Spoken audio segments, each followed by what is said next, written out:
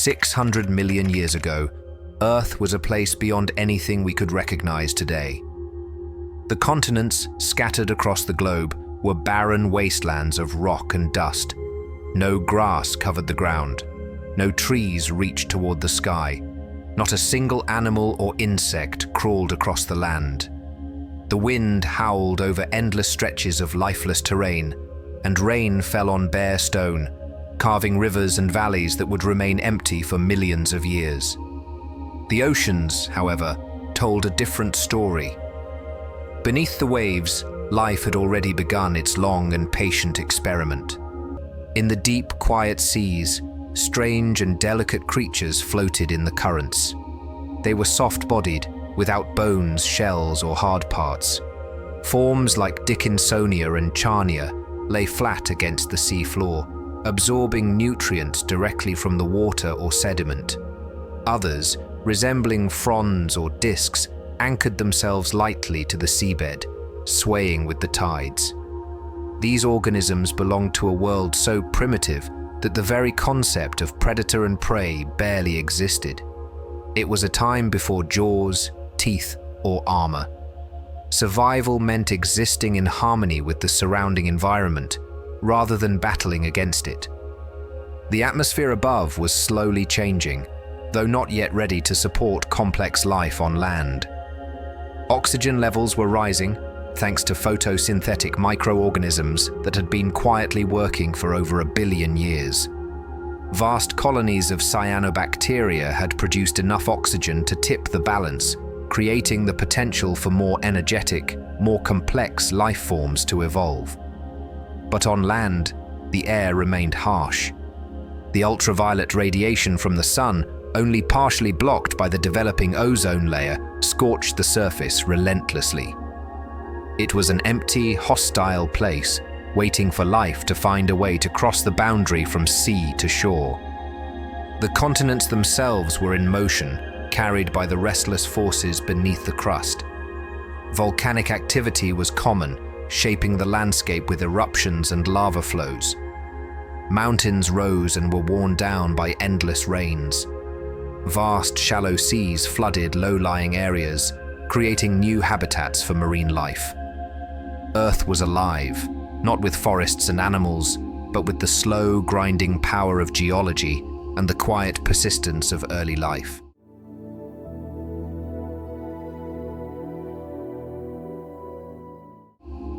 This ancient world was dominated by microbial mats, thin layers of bacteria and algae that coated rocks and seafloors.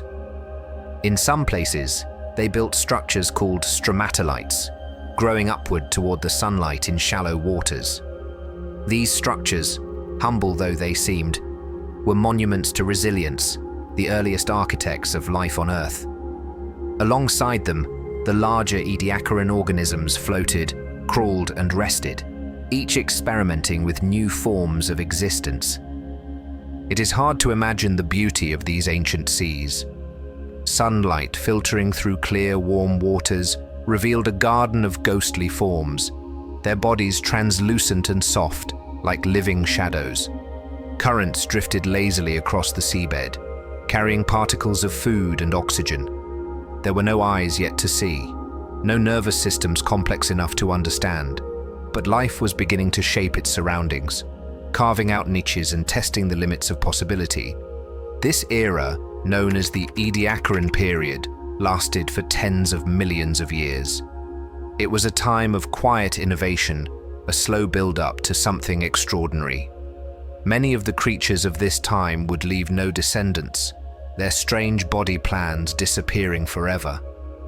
Others, perhaps, would lay the groundwork for future animals, though the path was anything but certain. Evolution was a chaotic artist, experimenting with shapes, sizes, and ways of living, most of which would end in dead ends. The Ediacaran world was not a paradise.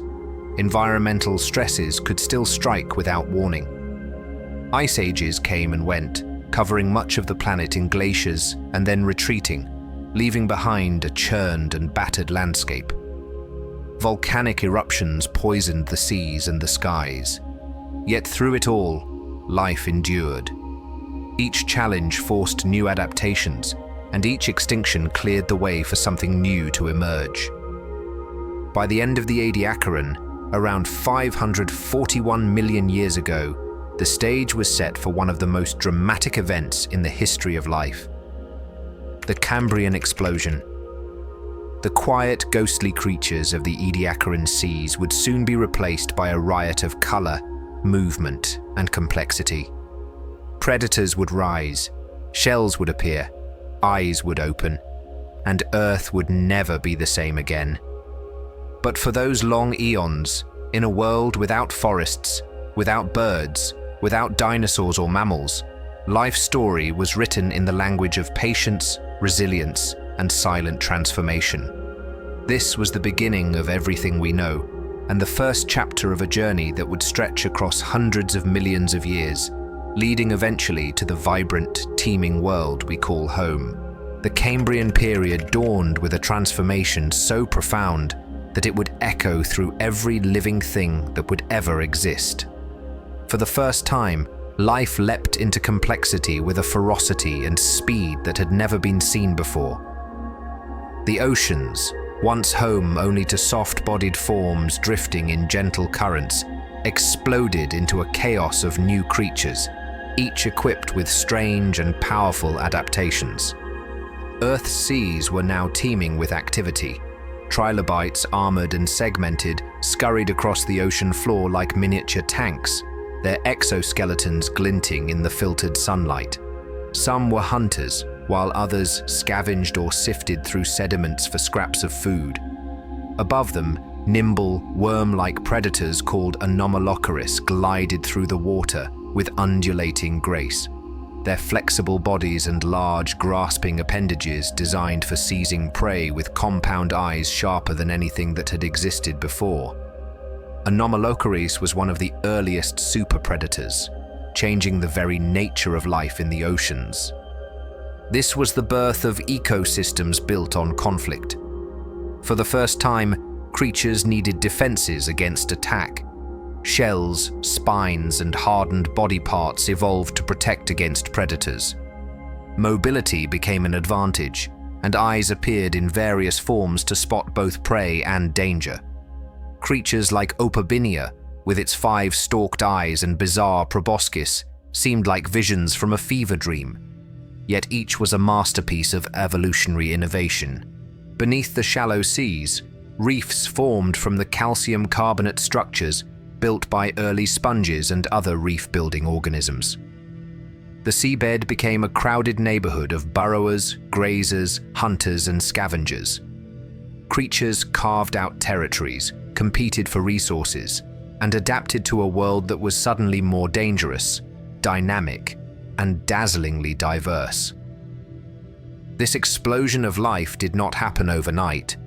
It built slowly over millions of years, but in geological terms, it was a blink of an eye. The fossil record from the Cambrian reveals a sudden and dramatic increase in both the diversity and complexity of life. Almost every major group of animals that exists today had their origins during this period.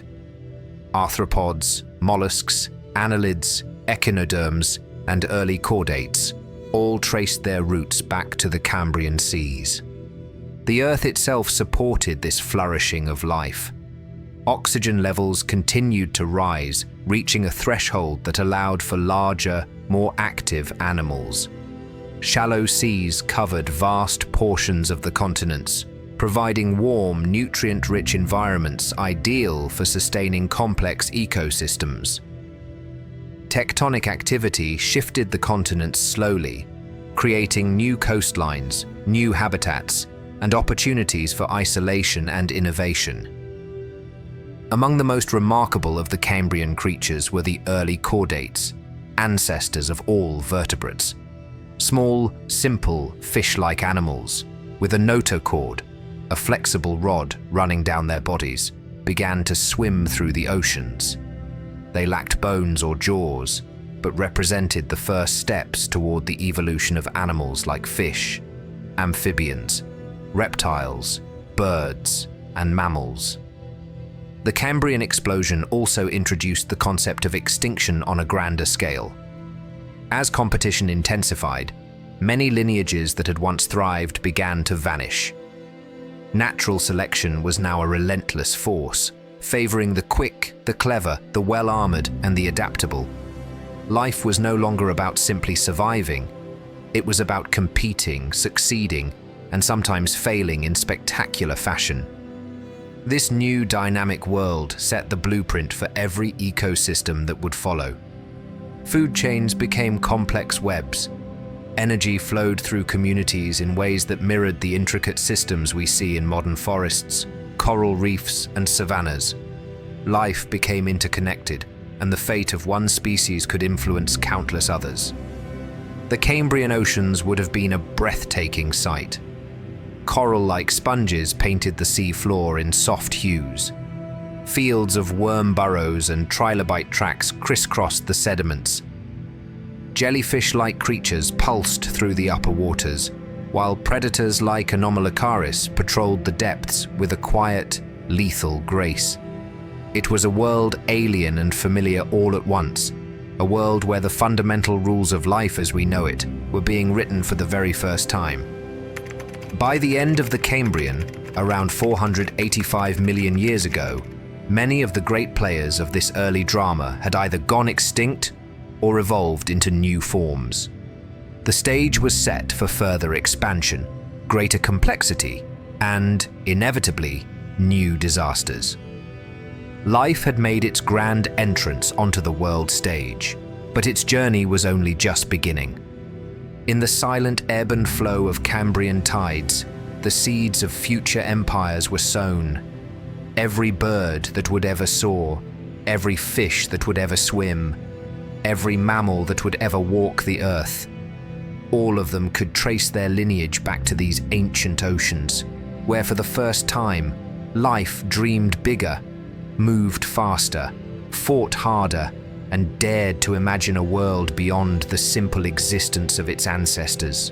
After the drama of the Cambrian explosion, life continued its relentless advance into the unknown. The Ordovician period began, and with it, the oceans grew richer, deeper, and more vibrant than ever before. It was a time when life built upon the foundations laid during the Cambrian, reaching new heights of diversity and complexity. The seas dominated the world, covering vast stretches of the continents under shallow, warm waters, turning the Earth into a planet of blue. Beneath these ancient waves, coral reefs began to take form.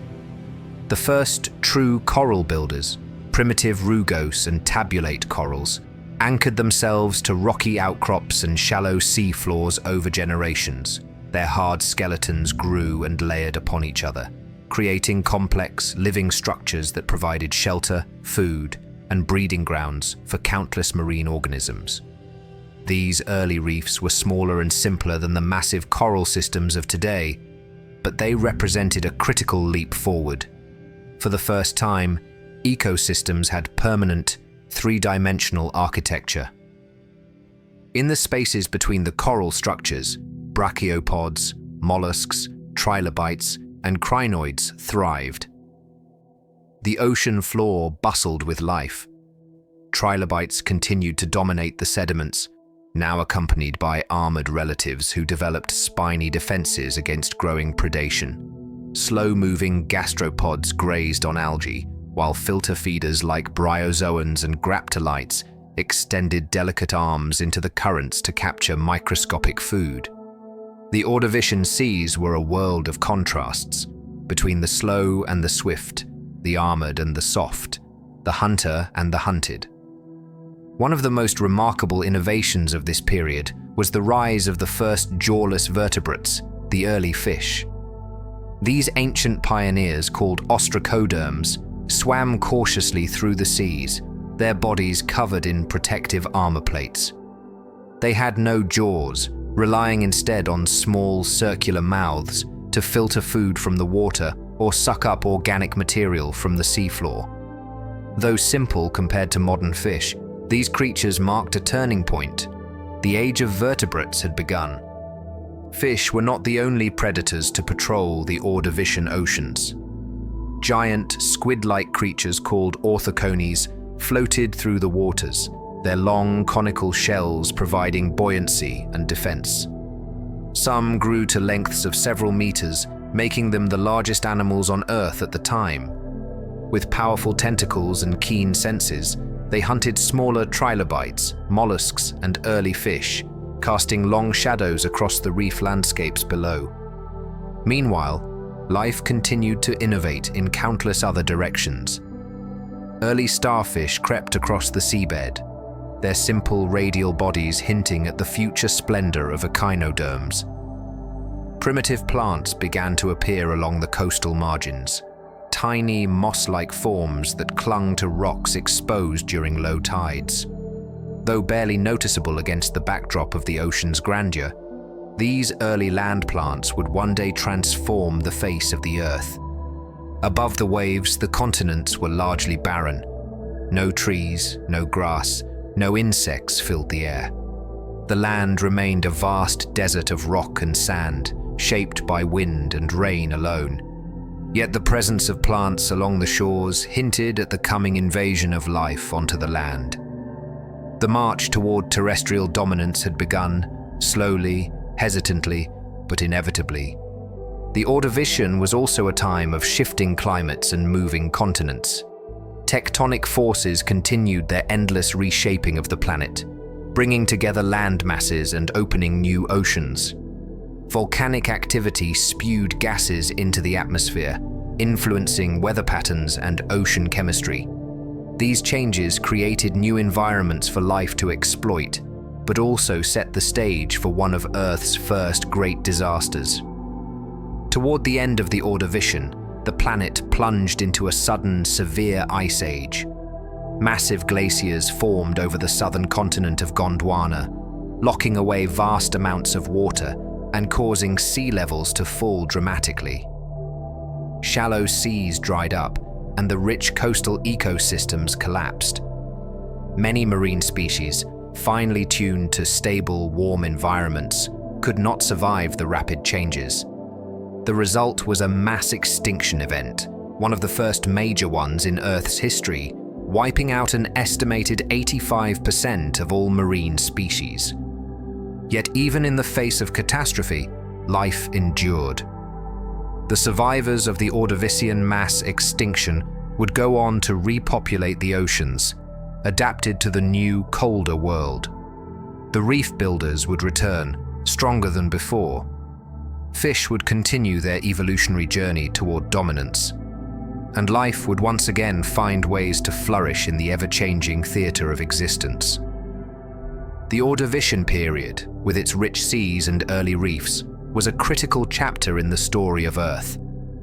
It was a time when ecosystems grew more interconnected, when vertebrates began their long rise, and when the first steps toward life on land were taken. It was a world of brilliant color and intricate patterns, of triumphs and disasters, of beginnings and endings. The foundations laid during these ancient days would resonate through the ages, shaping the future of life in ways that would not be fully realized for hundreds of millions of years. Under the ancient Ordovician sun, amid the glimmering reefs and dark waters, life wrote a new and bold chapter in its ongoing saga. A story of resilience, innovation, and the relentless pursuit of survival against the shifting moods of an unpredictable planet. After the devastating mass extinction at the end of the Ordovician, the Earth entered a time of renewal. The Silurian period began, and life seized the opportunity to rebound, diversify, and venture into entirely new territories. This was an age of recovery and quiet revolution, when creatures both great and small began to explore realms they had never touched before. The seas once again filled with vibrant life, creating bustling metropolises for marine creatures. Trilobites, though diminished in variety, continued to scuttle across the sea floor, while brachiopods and crinoids swayed with the gentle currents. New forms of mollusks evolved, some with tightly coiled shells, adapting to life in the ever-changing waters. But it was the rise of the jawed fish that truly marked the Silurian as a turning point. Armored jawless fish, like the ostracoderms, still populated the seas, but they now shared their domain with the first fish capable of biting, grasping, and tearing. These early-jawed fish, known as placoderms and acanthodians, opened a new chapter in the evolutionary story. With jaws, creatures could exploit a wider range of food sources, from hard-shelled prey to larger, more elusive animals. Predation pressures pushed prey species to evolve new defenses, from thicker shells to better camouflage. Tiny plankton bloomed in vast numbers, forming the base of food chains that supported increasingly sophisticated marine communities.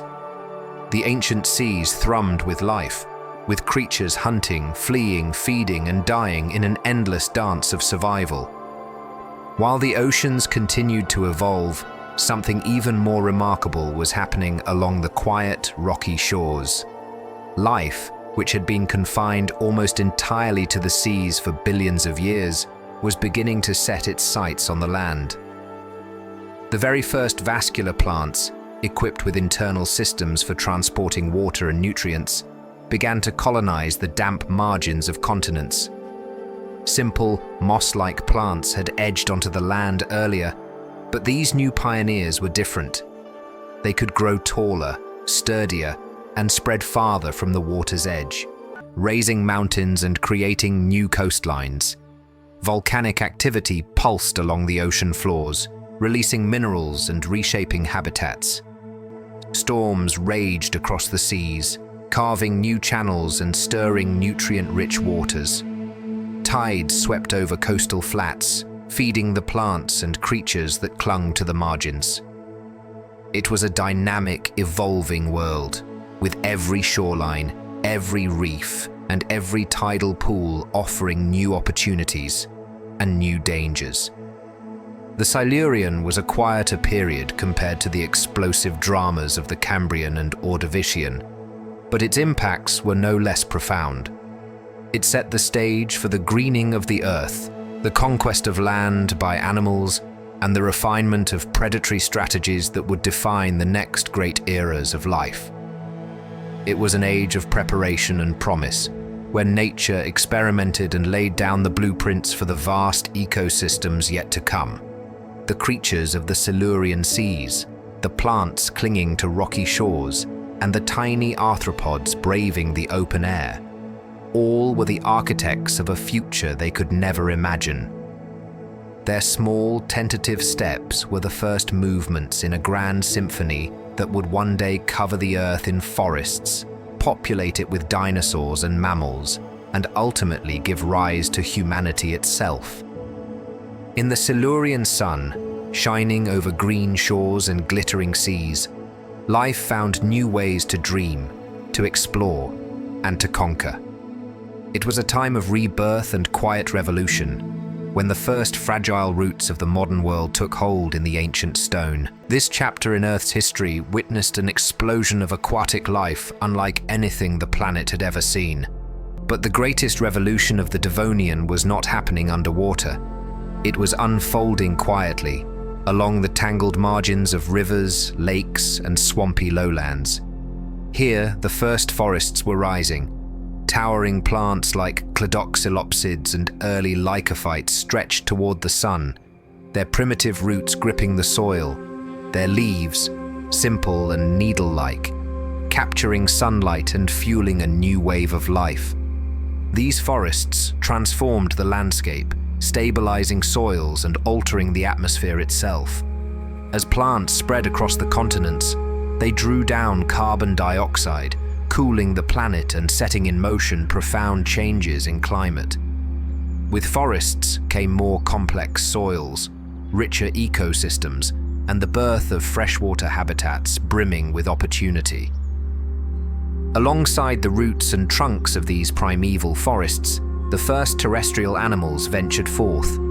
Primitive arthropods, including centipedes, scorpions, and early insects, colonized the leaf litter and damp undergrowth. Breathing air, finding shelter among the plants, they began to weave the first fragile terrestrial food webs. Life was no longer merely clinging to the edges of the land. It was beginning to thrive there. Then came a moment that would echo through all of Earth's future. A lineage of lobe-finned fish began to adapt to shallow, oxygen-poor waters. Their strong, fleshy fins evolved into proto-limbs, capable of pushing against the mud and propelling their bodies into new environments. Primitive lungs supplemented their gills, allowing them to gulp air above the water's surface. These early pioneers, like Tiktaalik, were not yet fully terrestrial, but they were taking the crucial first steps toward walking on land.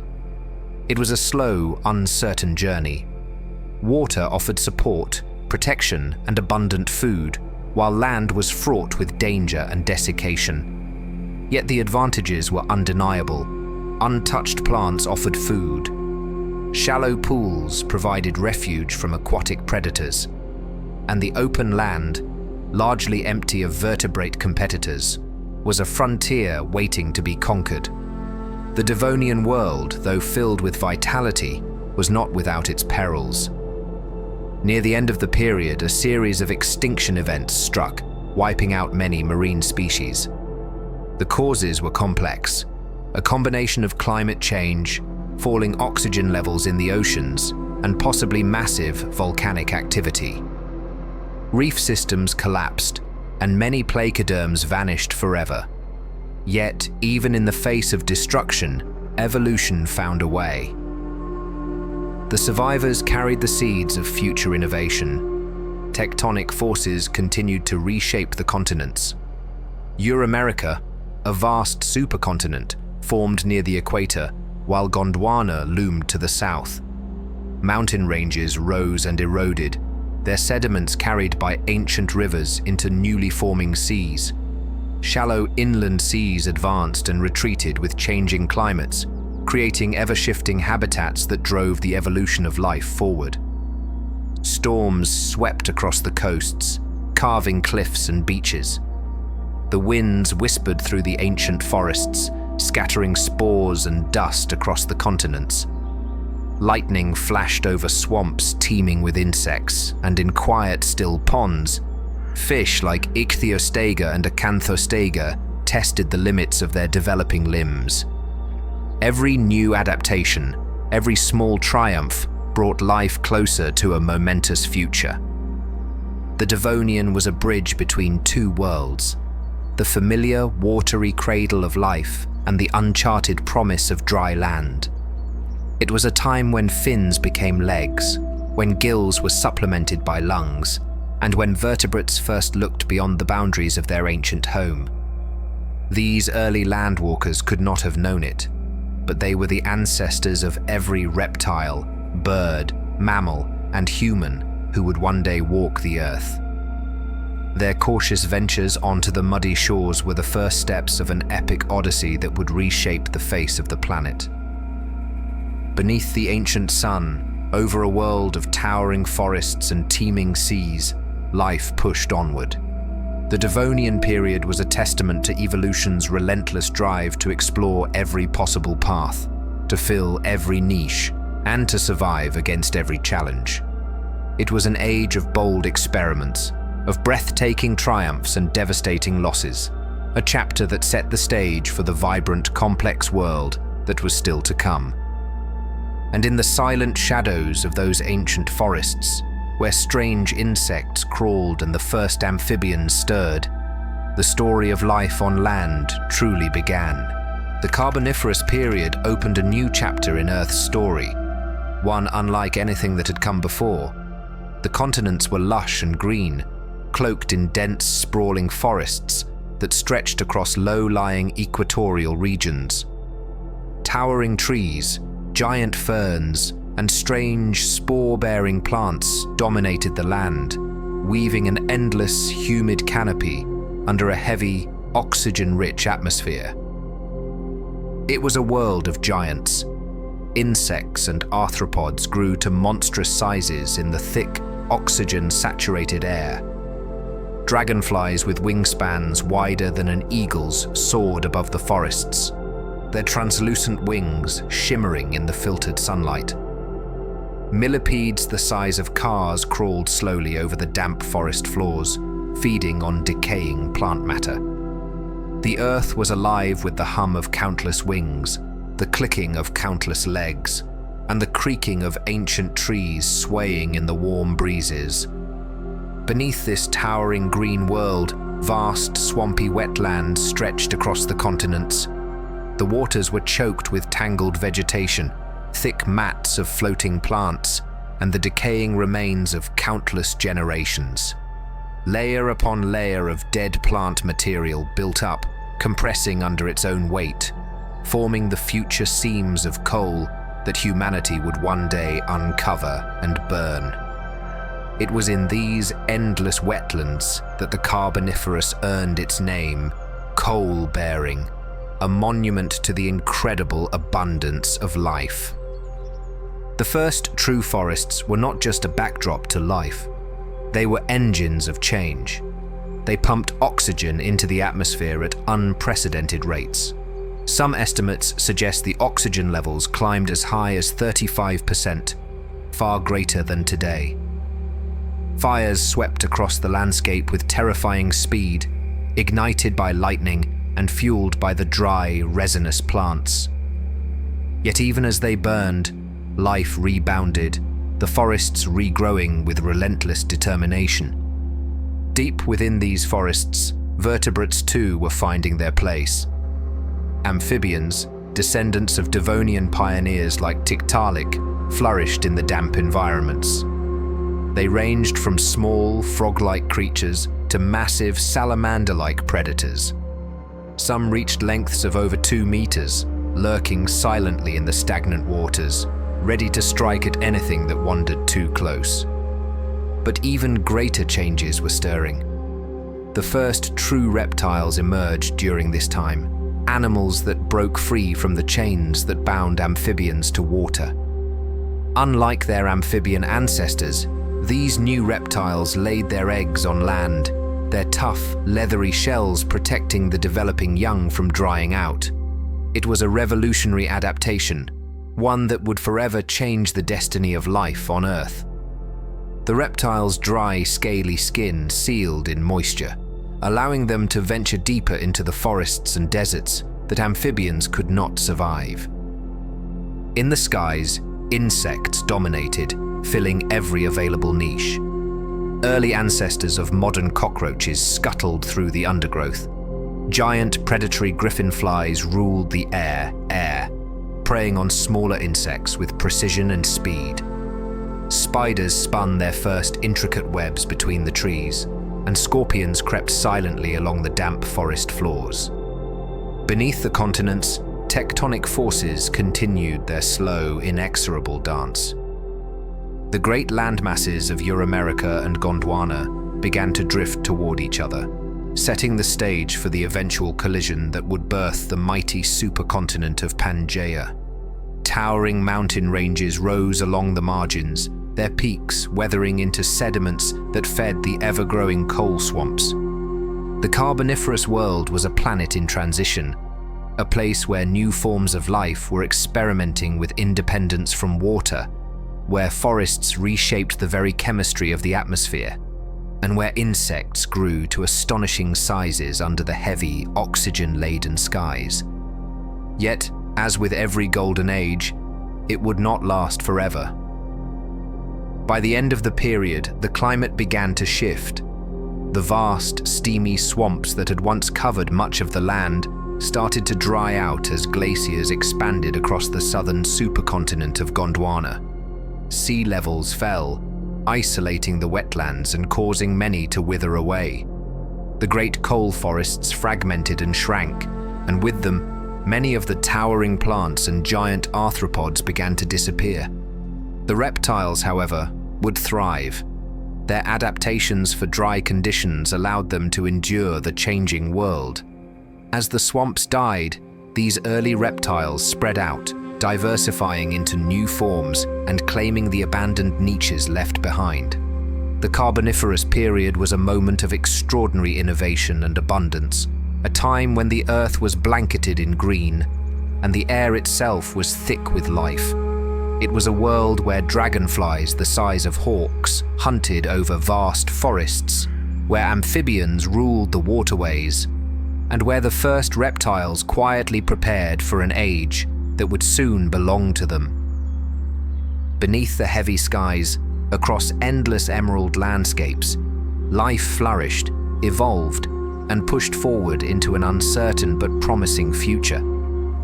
The legacy of the Carboniferous would be written in stone and coal, a black signature deep beneath the Earth's crust, a silent testament to a world where life reached for the skies and soared and soared. The Permian period marked a world reshaped and reimagined.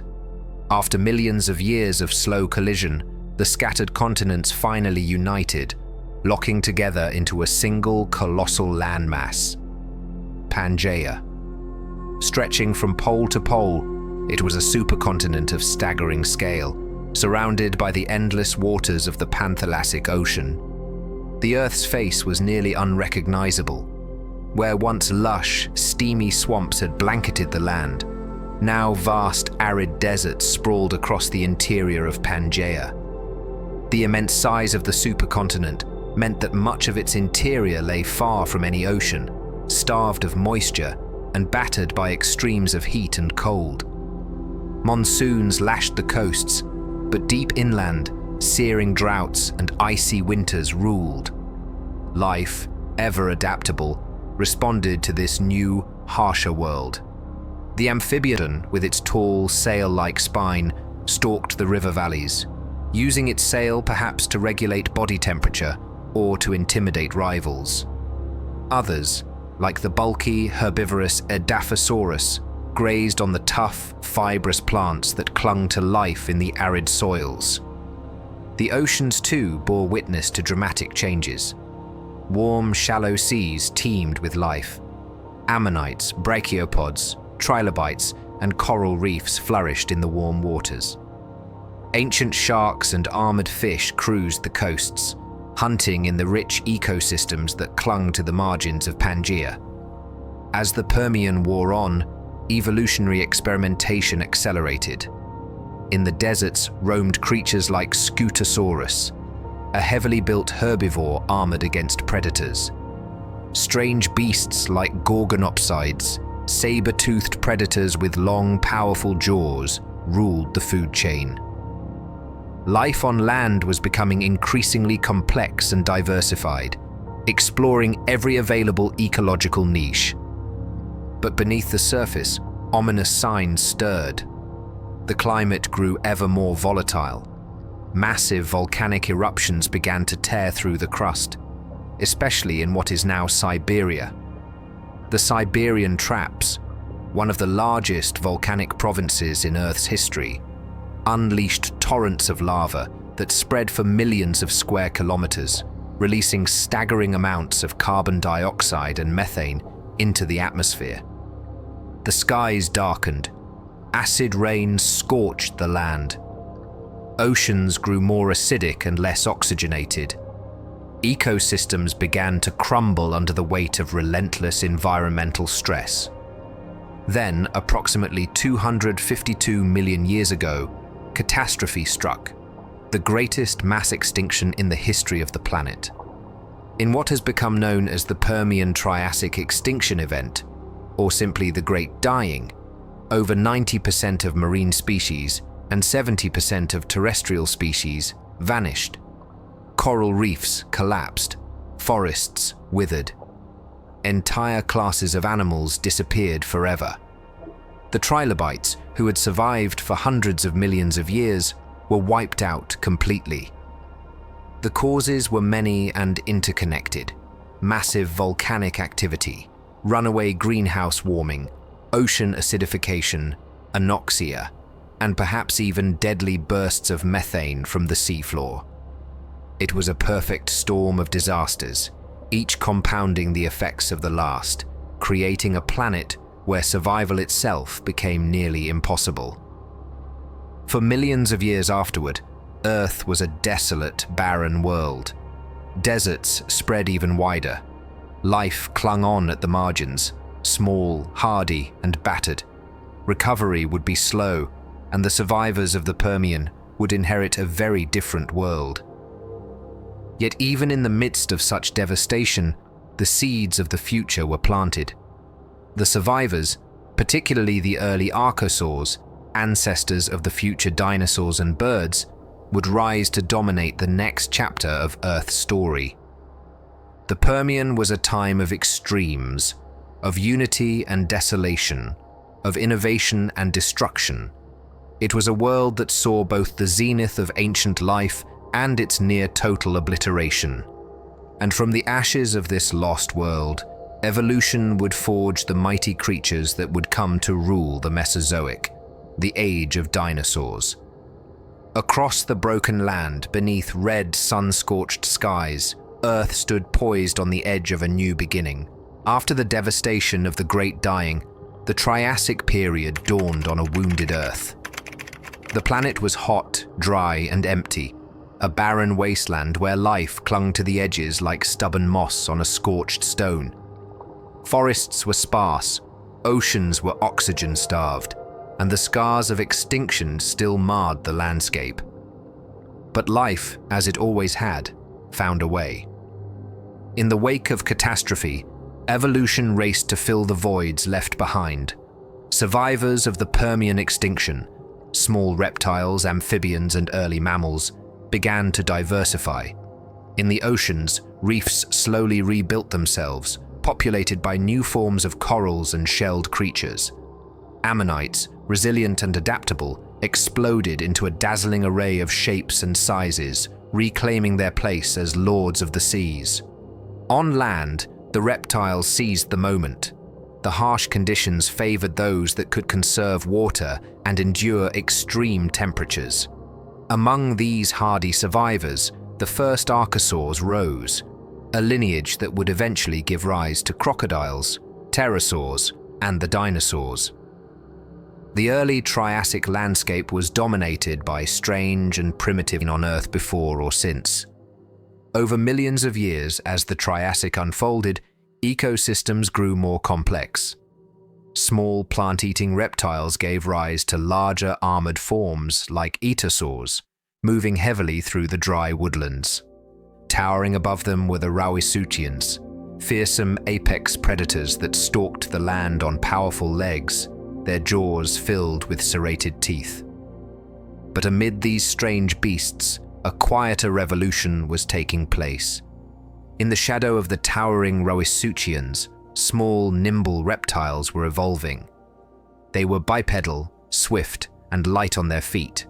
They were the first dinosaurs. Dinosaurs began small. Early forms like Eoraptor and Herrerasaurus darted through the undergrowth, hunting insects and small prey. Their lightweight skeletons and efficient breathing systems gave them an advantage in the hot, low-oxygen world of the Triassic. They could run faster, stay active longer, and adapt to niches that their heavier, sluggish cousins could not. At the same time, the first pterosaurs period was an age of recovery and rebirth, a world forged in fire and adversity. Their jaws were lined with razor-sharp teeth, and their senses were tuned for detecting movement in dense undergrowth. These were not primitive reptiles. They were apex predators with complex behavior and powerful bodies built for the chase. In the skies above, the pterosaurs expanded in size and diversity. Some had crests, some were no larger than modern birds, while others, like Rhamphorhynchus, had long tails ending in stiff veins. They soared over coastal cliffs and inland lakes, diving to catch fish or scavenging carcasses on the beaches.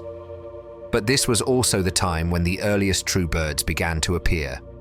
From small feathered theropods, the first birds emerged, creatures like Archaeopteryx, caught between two worlds. With wings feathered like those of modern birds, but still bearing claws and teeth, they fluttered through the canopy, gliding between branches. They were evolution's first tentative experiment in powered flight from land-dwelling dinosaurs. Beneath the waves, the seas teemed with giants. Ichthyosaurs swam like swordfish, sleek and torpedo-shaped, their huge eyes adapted to the dim light of deep waters. Plesiosaurs, with long necks and barrel-shaped bodies, paddled through the shallows, their mouths bristling with needle-sharp teeth. Ammonites spun through the currents in their coiled shells, some glowing with iridescent colors, others as large as beach balls. Reefs, formed by sponges and corals, burst with life. Crabs, starfish, and ancient squid-like creatures thrived in the warm, shallow waters. Turtles and marine crocodiles patrolled the coasts, and the first marine ecosystems resembling those of today began to take shape. In the Middle Jurassic, as the continents drifted further apart, ocean levels rose. The climate became even more humid, turning many regions into swampy lowlands and shallow inland seas. Rainforests spread far and wide. In this verdant world, dinosaur diversity exploded. Ecosystems grew more complex. Different species filled specific roles. Some dinosaurs grazed low ferns, others browsed the treetops, some scavenged, while others specialized in burrowing or even gliding. The evolutionary tree of dinosaurs grew thick with branches, each leading to new forms more specialized than the last. By the late Jurassic, the giants ruled without question. Brachiosaurus towered above the canopy, its nostrils perched high on its head, breathing the warm, moist air as it browsed from treetops inaccessible to any other creature. It walked with forelimbs longer than its hind limbs, giving it a sloped posture, almost like a giraffe of the Jurassic world. Apex predators like Allosaurus challenged even the giants, attacking the young, the old, or the weak with coordinated precision. They were intelligent, fast, and relentless. In packs, they were the terror of the open plains. And among the smaller theropods, new features began to appear. Feathers, hollow bones, and bird-like hips. While still grounded, these small creatures were becoming more agile, more intelligent, more adaptable. In their lineage lay the future birds, but in the Jurassic, they were nimble hunters darting between ferns and logs. As the Jurassic period neared its end, volcanic activity increased once again. The continents continued to drift. Sea levels rose and fell. Climates shifted, and certain habitats began to vanish. Yet dinosaurs remained resilient, evolving with each change.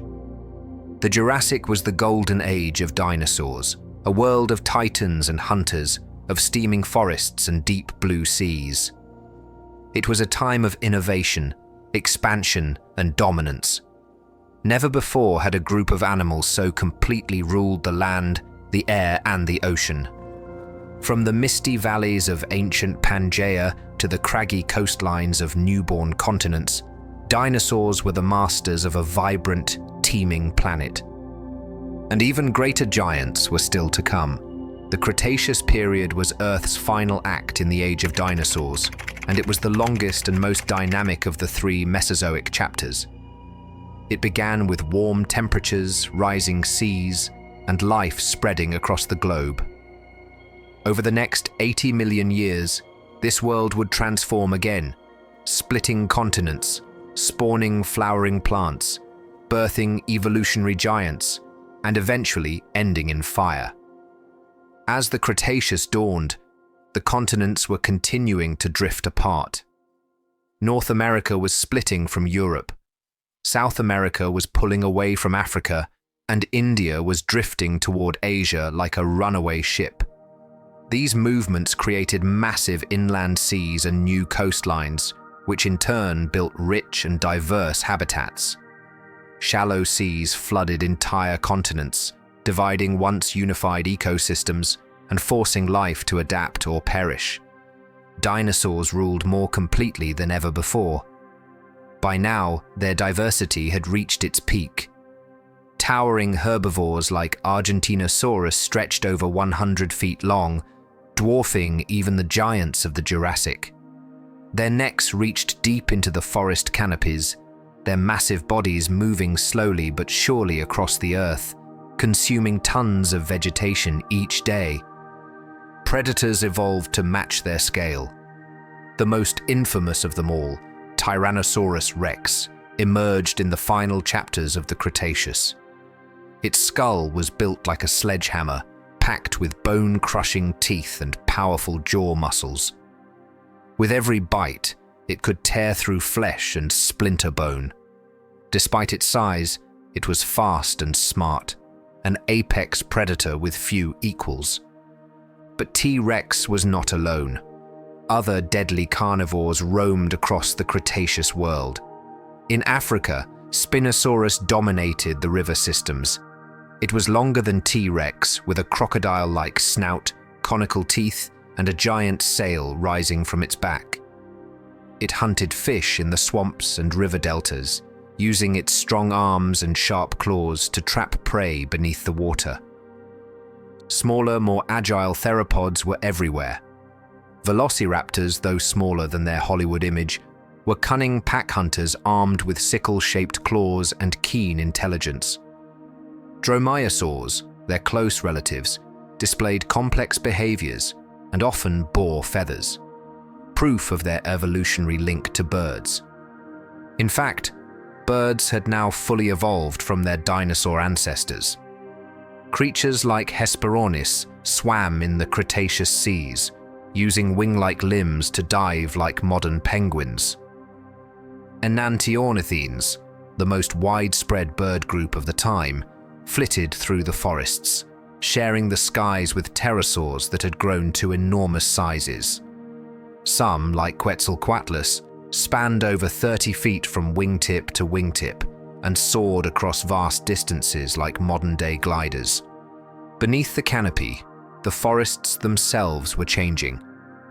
This was the age when flowering plants, angiosperms, first bloomed. Before the Cretaceous, forests were dominated by conifers, cycads, and ferns. But now, flowers burst across the landscape in vibrant waves. This evolutionary leap transformed entire ecosystems.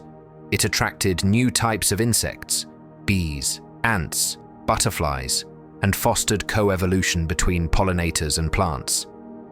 It was the beginning of the ecological relationships we see today. Alongside them, the first grasses began to spread across plains, hinting at the future rise of grazing mammals. Flowering plants changed the diets of herbivores too, and in turn, reshaped the structure of dinosaur communities. Some dinosaurs, like hadrosaurs, also known as duck-billed dinosaurs, evolved complex chewing systems to take advantage of this new food source. They roamed in massive herds, communicating with honking calls and elaborate crests. Ceratopsians, like Triceratops, developed huge frills and horns. Their skulls were among the most elaborate in all of natural history. Some used them for defense. Others likely used them for species recognition or mating displays. Each genus bore its own unique pattern, an evolutionary arms race of ornamentation. Ankylosaurs, armored and low to the ground, patrolled the forests like living tanks. Their bodies were wrapped in bony plates, and many bore heavy tail clubs capable of shattering bone. They stood their ground against even the fiercest predators. In the oceans, the seas of the Cretaceous were just as dangerous as the land. Mosasaurs, giant marine reptiles with double-hinged jaws and flippered bodies, patrolled the deep. Plesiosaurs continued to thrive, their long necks snaking through coral reefs in search of fish. Sharks circled beneath the waves, some evolving into new forms with bizarre teeth designed for slicing through tough prey. Coral reefs, teeming with life, stretched across the tropics. Ammonites remained abundant, their spiral shells spiraling into new forms. Marine turtles, sea urchins, and crabs scuttled through the shallows, while plankton blooms painted the water in shades of green and blue. Life in the Cretaceous was thriving, yet the planet was not calm. Beneath the surface, volcanic forces were building. The breakup of Pangaea triggered massive lava flows and tectonic upheaval. Greenhouse gases surged into the atmosphere, raising global temperatures and changing ocean chemistry. The poles remained ice-free. Warm, shallow seas bisected continents. Many regions became swampy, rich in nutrients but prone to stagnation and low oxygen. Still, the world remained vibrant. Life found ways to flourish in every corner, on land, in the air, and across the seas. But then, in the final chapter of the Cretaceous, a shadow loomed over the future. 66 million years ago, a 6-mile-wide asteroid slammed into what is now the Yucatan Peninsula in Mexico. The impact unleashed energy greater than 1 billion nuclear bombs. Shockwaves flattened forests for hundreds of miles. Firestorms raged across continents. Molten rock and vaporized sulfur were ejected into the atmosphere, darkening the skies. Acid rain fell. Global temperatures plummeted. Food chains collapsed.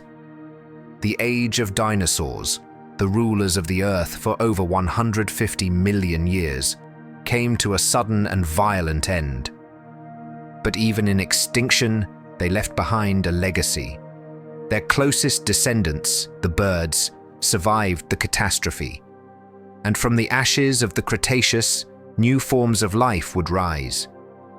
The Cretaceous was a world of unparalleled complexity and beauty, where the evolutionary story reached one of its greatest climaxes. It was a world teeming with color, diversity, and majesty, and its sudden ending was one of the most pivotal moments in the entire history of life on Earth. 66 million years ago, the age of dinosaurs came to a cataclysmic end, not in a slow decline, but in an instant of planetary violence. The world was alive with color and noise. Massive dinosaurs roamed vibrant forests. Giant marine reptiles ruled the seas. Pterosaurs soared across sunlit skies. Flowering plants bloomed across continents, and insects buzzed between their petals. Life had conquered every corner of the Earth, but everything was about to change. High above the atmosphere, an asteroid 6 miles wide hurtled through space at over 40,000 miles per hour. It had traveled millions of years through the cosmos, its destination, a shallow sea off the coast of what is now the Yucatan Peninsula in Mexico. The moment it struck, time itself seemed to pause. In a single second, energy equivalent to more than 1 billion nuclear bombs exploded into the atmosphere. The asteroid punched through the crust and vaporized upon impact, sending a column of molten rock, ash, and sulfur high into the stratosphere. Shockwaves radiated outward at hypersonic speeds, flattening forests, boiling the seas, and setting the sky on fire. The impact crater, now buried beneath the Earth and known as the Chicxulub crater, spanned more than 90 miles wide and reached deep into the planet's crust. For thousands of miles in every direction, the force of the explosion ignited wildfires, earthquakes, and tsunamis taller than skyscrapers. Within minutes, entire ecosystems were in collapse. But the worst was yet to come. As the dust and debris rose into the atmosphere, it began to encircle the globe. Thick clouds of ash and vaporized rock blocked out sunlight, plunging the Earth into darkness. Temperatures dropped rapidly. Photosynthesis ground to a halt. Plants withered and food chains broke apart. Herbivores began to starve. Predators followed soon after. In the oceans, the same pattern unfolded. Plankton, the foundation of the marine food web, died off as sunlight vanished from the surface waters. Without plankton, fish populations collapsed. Marine reptiles, mosasaurs, plesiosaurs, and ammonites vanished. The reefs turned pale and empty. On land, the devastation was equally absolute. Towering dinosaurs from the mighty Tyrannosaurus rex to the armored Ankylosaurus succumbed to starvation, exposure, and fire. The forests that once echoed with the footsteps of giants fell silent. Entire families, species, and lineages were lost in a geological instant. By some estimates, over 75% of all life on Earth perished. This was the fifth mass extinction in Earth's history, the most famous and among the most devastating. It ended not only the reign of the dinosaurs, but also the age of reptiles that had dominated for over 150 million years. But not everything died. Some creatures found refuge in the shadows. Burrowing mammals, small and warm-blooded, survived underground. Birds, the only living dinosaurs, endured by taking shelter and finding food in the altered landscape. Crocodiles, turtles, and some amphibians persisted in water and mud. Insects, fungi, and early flowering plants adapted to the darkness. And in the quiet that followed the cataclysm, evolution began to rebuild. The impact left permanent scars on the planet. Traces of it can still be found today in a thin layer of clay called the KT boundary, rich in iridium, a rare metal often found in asteroids. This layer exists across the entire planet, a line drawn through the rock marking the moment life nearly ended. The crater itself lay buried for millions of years beneath layers of sediment and water. Only in recent decades did scientists confirm its existence, using satellite imaging and geological surveys to uncover its true size and shape. The discovery of the Chicxulub crater provided the final piece of evidence in one of science's greatest mysteries. It confirmed what had once been a controversial theory, that a rock from space had ended the age of dinosaurs. But the story of extinction is also a story of renewal. In the silence after the storm, mammals began to rise. Forests returned, oceans warmed, and new species emerged to fill the empty niches left behind. The world was no longer ruled by reptiles, but it was not dead. The asteroid reset the evolutionary clock. It opened the door for an entirely new age, an age where tiny, shrew-like mammals would one day become whales, bats, primates, and eventually humans. The impact at Chicxulub was not just the end of a chapter, it was the beginning of everything to come. And even now, in every bird that sings, in every flower that blooms, and in every mammal that walks the earth, the legacy of that impact lives on. In the aftermath of devastation, the earth was quiet. The skies, once filled with the shadows of pterosaurs and flocks of birds, were dimmed by lingering ash and dust. The seas, once teeming with giant marine reptiles and ammonites, were now still and eerily empty. Forests had burned, plains had vanished, life had been pushed to the brink. But extinction is never the final word. From the ruins of one world, another always begins. In the weeks and months after the impact, the Earth's atmosphere slowly began to clear. Sunlight returned in pale golden streaks. Temperatures began to stabilize. Rains fell once more, and in their wake, green returned to the land. Tiny shoots pushed through scorched soil. Spores and seeds, carried by wind and time, found new ground to grow. The first to reclaim the landscape were ferns, ancient survivors of every extinction event. A world once dominated by dinosaurs was now carpeted by fields of low, leafy green. This period, known as the fern spike, marked the planet's slow rebirth. With the return of plants came insects. Beetles and ants, survivors of the apocalypse, began to recolonize the forests. Fungi flourished in the decay, breaking down the dead and recycling nutrients back into the soil. And from the undergrowth, mammals began to rise. They had been there all along, small, warm-blooded, quick and clever.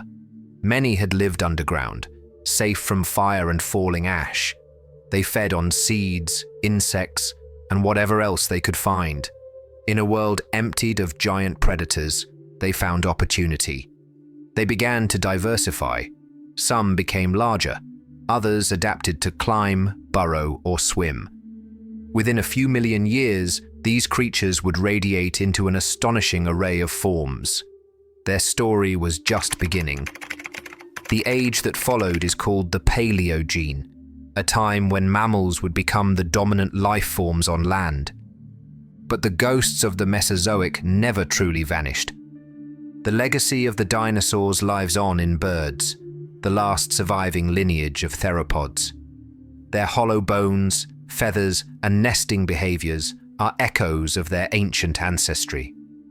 Every songbird, eagle, penguin, and pigeon carries the evolutionary memory of raptors and tyrants. In the oceans, though the giant reptiles were gone, their ecological roles were filled by new marine mammals.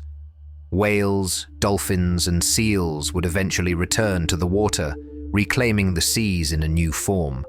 Reefs rebuilt, fish populations returned, and new predators emerged to patrol the depths. On land, the ecosystems slowly rebuilt. Flowering plants, which had flourished in the late Cretaceous, continued their expansion.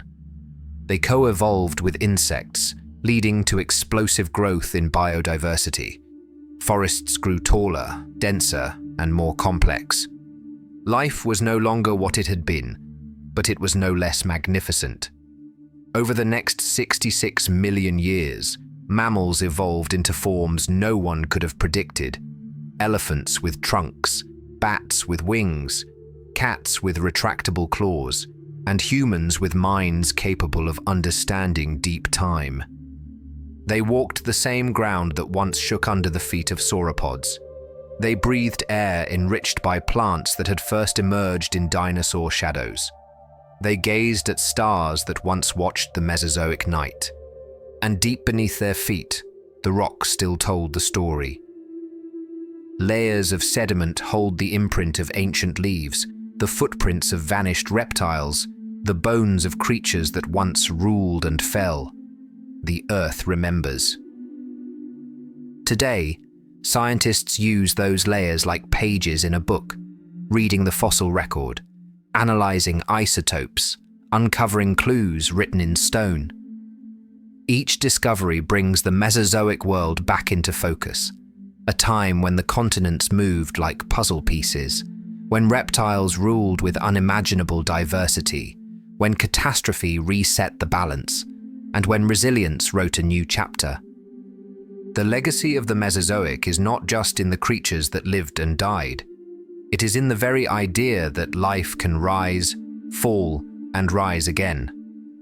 It teaches us that dominance is temporary, that survival requires adaptation, and that even in the face of extinction, life finds a way. And perhaps most profoundly, it reminds us that the world we know is only one version of what Earth can be. Before mammals, before humans, before cities and civilizations, there was another Earth.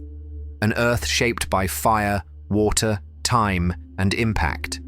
An Earth that belonged to creatures whose bones now sleep beneath our feet. We walk on their ruins. We live in the world they made possible. The age of dinosaurs may have ended, but their story lives on, in fossils, in science, and in every beating heart that descends from their legacy.